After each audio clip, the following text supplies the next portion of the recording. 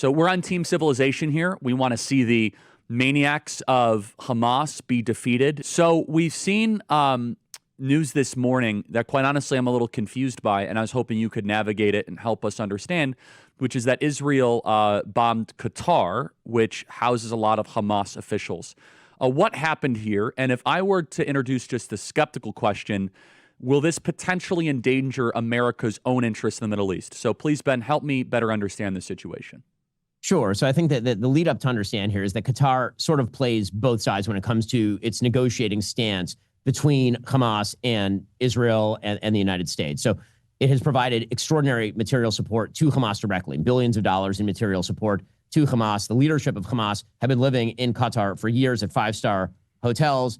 Hamas's priorities have been pressed by Qatar in negotiations multiple times. Qatar has not put significant pressure on Hamas in the past to release the hostages or to end the war. And so basically, as Israel nears the end of the war, which is what this last movement in Gaza City is supposed to be, there was a final offer that was put on the table actually by the Trump administration that essentially said that Hamas should release the remaining 48 hostages, meaning 28 dead bodies and 20 alive hostages. And the United States would then guarantee, through its own honest brokerage, some sort of end to the war that would result in the disarming of Hamas and the movement of the Gaza Strip to presumably some sort of coalitional government supported by regional states and the rebuilding of the area. And Qatar was pushing Hamas, apparently, we heard. And Hamas this morning in Arabic actually rejected it. That's not been widely reported by the media, but it's true. Hamas actually rejected the American offer. The president had put out via Truth Social a statement saying, this is your last chance, and if you don't do that, bad things are going to happen. The idea that Israel would be able to fly 10 F-16s all the way across the Middle East to Qatar to strike a very specific terror target in Doha without American knowledge beggars the imagination. It is extraordinarily unlikely, to say the very least. Honestly, it would not be wildly improbable if Qatar knew that was coming as well. And so Israel struck at the top level of the remaining Hamas in Qatar in an attempt to basically change the negotiating status. So the basic idea here is if you will not negotiate, if you refuse to get to the end of this war, well, then maybe we'll find somebody who can. Or maybe the idea is that you're safe nowhere until this war ends. Additional pressure had to be brought to bear, and that's why Israel did what it did. Obviously, I, as well, am on Team Civilization. I'm very happy to see Hamas's top leaders killed. I hope that as many of them in the leadership, with as little loss of civilian life as possible, I hope that as many of them died in this attack as humanly possible. And again, I'd be very surprised. I mean, we do know actually from contemporaneous reporting that the United States was at least given the heads up on the Israeli operation in the moments before it went. I just spent time in Japan, and one of the things that kind of looms over Japan is that Japan, they engaged in an unconditional surrender. That they said, we're done. And they laid down their arms, obviously, after the 2 atomic bombs. Very controversial. People have mixed opinions on it. I certainly do. But that it is unconditional surrender. Is that what Israel is aiming for here? I suppose that is a question that I get a lot on campus. What does success look like? Because I think we could all agree a long war is not good for Israel. A long, drawn-out war. And we're coming towards 2 years in about a month. So it's been about 23 months. So what does ultimate success look like in the Gaza Strip? So my main critique of the Netanyahu administration in Israel and the Netanyahu government is they didn't move faster. I think this should have been a much more accelerated process. Israel set out at the beginning of this war with 2 goals, as articulated by the Israeli government. Goal number 1 was to get as many hostages out as humanly possible, to free the hostages. And second was to win the war. In many ways, those are mutually exclusive goals, because if you actually wish to win the war, then you have to do things militarily that are going to involve actual movement on the ground. And meanwhile, Hamas is attempting to basically use the hostages as its own form of human shields. They've used their own civilians as human shields. They're also using the hostages as a form of human shield. And so as you came to the end of the war, this was always going to be the question, is how the war kind of came to its final terminus. The priorities that Netanyahu has laid out publicly include essentially, basically, it's let the hostages out, and there can't be a future military threat to Israel. Those are, if you had to sum it all up, those are the 2 things. How that materializes, in my opinion, is likely to be an Israeli military occupation of large swaths of the Gaza Strip, the setting up of humanitarian areas, particularly on the coast and in Rafah, in which humanitarian aid is provided, a pathway out for people who actually want to leave. This is the only conflict of which I'm aware on planet Earth in which there are outside countries telling people who would like to leave that they literally cannot. The Trump administration has been trying to facilitate the ability of people who want to leave to do so, and has also been trying to facilitate the entry of not only humanitarian aid, but investment into the areas that have been cleared of terrorists, and then you can see some sort of Hamas-free rebuilding. That would be the goal of the end of the war. Now, my understanding is that the sort of last untouched area of the Gaza Strip in terms of Israeli serious military operations is Gaza City. It's why there's been so much focus on Gaza City. Last I heard, Israel already controls something 40 to 50% of the territory in Gaza City. They've been warning people to get out for at least a couple of weeks now. Hamas has been stopping people at checkpoints and turning them back and shooting them if they don't stay in the city to be used as human shields by Hamas. So that's the current situation on the ground. What other feedback or criticism would you have about this situation? I know that it's impossible for anyone to listen to everything that you ever say, but looking at this from an American perspective, what else would you say things could have been handled differently? Maybe on the PR front, maybe also just on a conduct front. Where would you say, as an outsider, things that could have been handled better, more efficiently, or with more precision? So number one, there's no such thing as a perfect war. So obviously in any war, there are going to be things that happen that are ugly and that are terrible. And that is why war is a terrible thing. As far as a sort of operational front, again, I've spent an awful lot of time in Israel. I've watched tape of operations happening, drone operations. I've met with an enormous number of Israeli soldiers, young men and women, people who are 18, 19, 20 years old, who have had legitimately their limbs blown off going house to house in an area where they didn't have to. The charge that Israel has been indiscriminate in its use of force in the Gaza Strip is an absurdity on its face. Israel has complete air superiority over the Gaza Strip. If it wanted to level the place and turn it into a parking lot October 8th, it certainly had the military capacity to do so. It has not done that. Instead, it has sacrificed legitimately 1,000 of its own young men, particularly in these areas, and thousands more who are wounded for the rest of their lives, going house to house in an attempt to prevent all that, and is currently shipping in 4,400 calories per day per person into the Gaza Strip, much of which is then stolen by Hamas. So that is not to say that any war is perfect.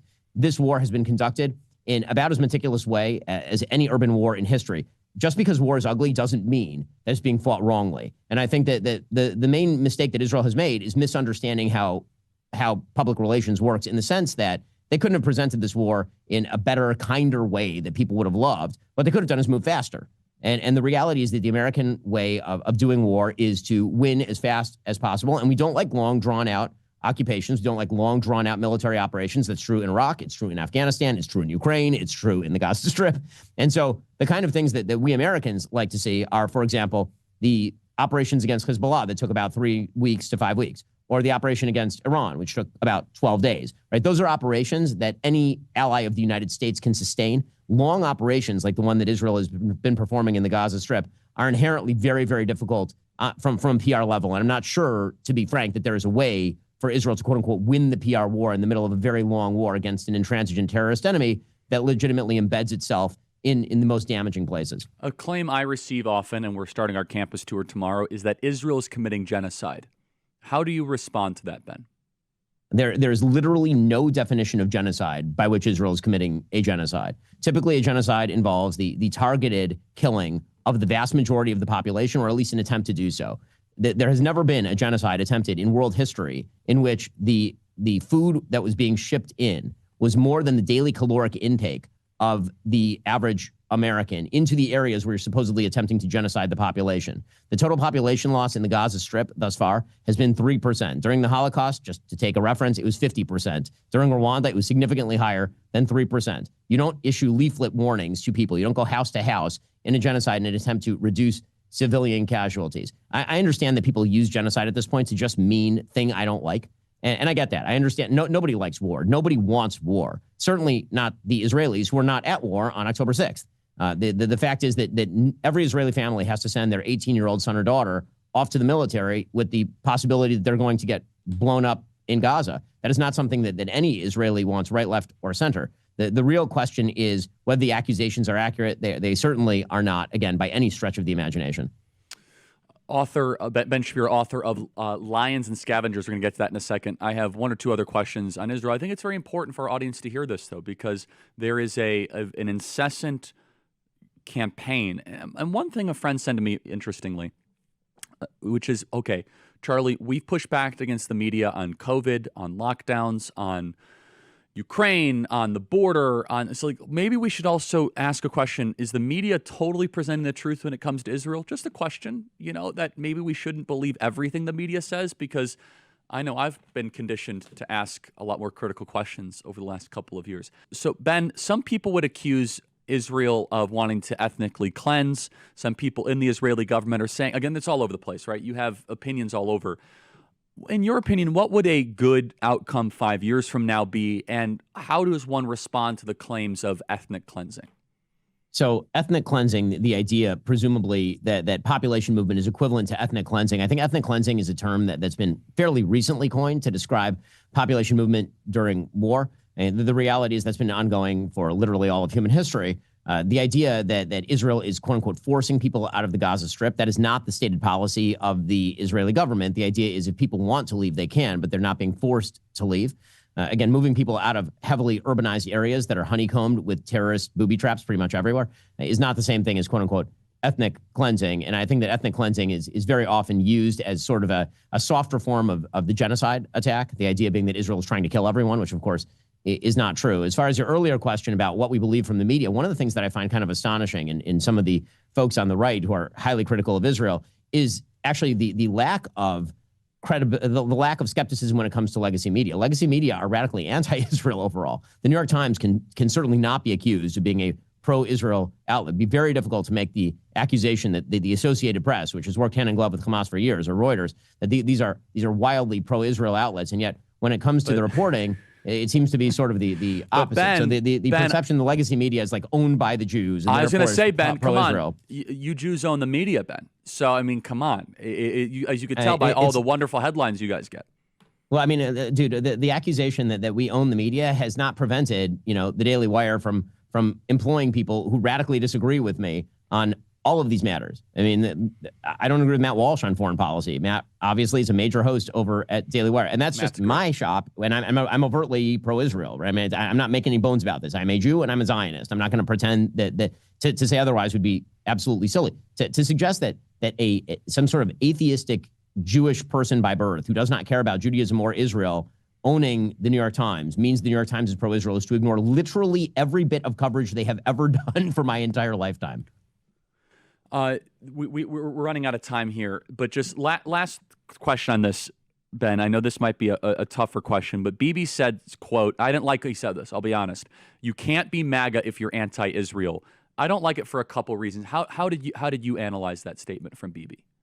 I mean, and I think that there is the ungenerous way of interpreting that and then the generous way of interpreting that. So the ungenerous way is to suggest that you have to hold a particular position on every Israeli governmental activity in order to be MAGA.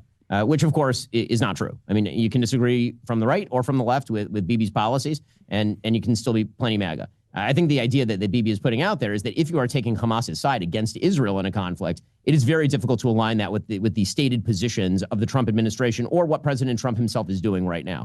I certainly is true. You cannot look. I think you can have disagreements on Israel and still be MAGA. Obviously, you should be America first. But if you're pro-Hamas, you're something darker. And we shouldn't put up with that. Ben, tell us about your important new book. So the basic idea in Lions and Scavengers is that inside every human heart, and this goes back to the book of Genesis, that there really is the dutiful part of you that wants to engage in what God made for you, this incredible rationalistic world in which you can mostly understand what's going on, and you have a duty to do the moral thing. You get up every morning, you try to build something, you try to be innovative and risk-taking, you try to defend your civilization, you try to build the social fabric. And then there is the part of us that's driven by envy. And that part of us just looks at our problems and immediately attributes it to some shadowy force outside of our control and tries to rip down the very systems that actually provide prosperity, tries to rip down the lions out of pure envy. Here, think Zoran Mamdani. And that exists in all of us, but it exists civilizationally as well. And when you look at the sort of activities that were taking place on college campus last year, and you see the weird agglomeration of causes that all come together under varying banners. Sometimes it's hating President Trump over immigration. Sometimes it's on Israel. Sometimes it's on LGBT. But it's the same exact people all marching together. And you wonder to yourself, what do these people have in common? And the answer is pretty much nothing, except they really, really don't like our civilization and see the fundamental basis of our civilization as evil and wrong and believe that it needs to be torn out by the root. This is, to take the most obvious example, Queers for Palestine. Everybody's been puzzling over what the hell is that, right? Queers in Palestine get thrown off buildings. So what is it? The answer is that the radical LGBTQ group doesn't have much in common with the pro-Hamas group, except that both really, really hate the West and believe that the traditional values of our civilization need to be destroyed in order so that they can live more fulfilling lives in some way. What would you say is the missing component for those of us in the West to stand up against these forces? What would you say we're doing well and that we need to do more of? I mean, I think that what we lack, and I think we're starting to see a restoration of it, is the courage to actually stand up on our hind legs and say no. I think that good people tend to be introspective. We tend to think, okay, what did I do wrong? How do I fix that? And we tend to apologize when we do something wrong. Bad people tend to take an apology and then grind your face into the dust over it because they're not engaged in guilt cultures. They're engaged in what are called shame cultures, where the most important thing is not to be made to feel shame, and it is to shame others. And so I think that we, those of us who consider ourselves part of Western civilization, we need to recognize that a constant self-abnegation, a constant attempt to tear ourselves down out of a misguided sense of humility in the face of people who are happy to just destroy our civilization from without and within, that is a gigantic mistake. And it is totally fine to say to people who wish to destroy our civilization, no, your values suck and they don't belong here. Where does all this resentment come from? It comes from a wide variety of places, but it tends to come in general from a feeling of frustration and enervation. And so I think that you can get that from people who believe they have been marginalized. You can get that from people who believe they deserve more. You see it a lot, actually, with university students who seem to believe that they deserve a $250,000 salary for a gender studies degree because they've been taught that they ought to be getting more, and then they don't get it. And then they're angry at their parents for not having put them in a position to do that, and so they rebel against everything that they've been taught and everything they haven't been taught. I also think it comes from a bored population. Very often you have people who grew up without any sense of external threat, and they think that pretty much everything that's good in life is the baseline, that's just normal, and that you can tear away everything without the baseline falling away. That, of course, is just false. So some of it comes from ignorance. Some of it comes from envy. The reality is that gratitude as a characteristic of human beings has to be cultivated. It's something you have to teach your kids, gratitude. Envy is totally natural. Right? Envy is easy to do. You see it with small children, right? I have 4, and it's very easy to see kids envy each other and get on each other's case. Being grateful for what they have is a very difficult thing. You have to teach your kids to say thank you. You don't have to teach your kids to say no. Ben, thank you for your time, and thanks for going through all the questions on the very important topics today. Lions and Scavengers is the book. Thanks so much, Ben. Thanks, Charlie.